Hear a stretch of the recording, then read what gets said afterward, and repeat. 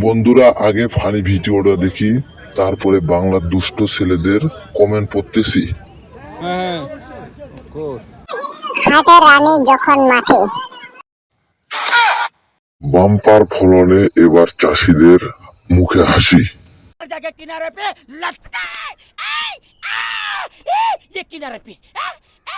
ফু দিয়ে দেখতে পারলে পারো পাহাড় সমান উঁচু জায়গা। খাটের রানী যখন মাঠে খেলে, অদ্ভুত দুই পাহাড়, কি ভাগ্য তাহার, যে করে আহার। মিসাইল দুটা ভাসানোর কি দরকার ছিল?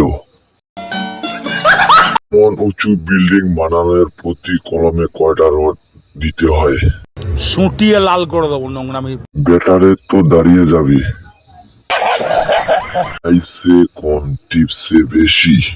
করলে তোমার চুলকানির মলম লাগা। যার হাতে সোয়ানো এমন হয়েছে তার হাতে জাদু আছে।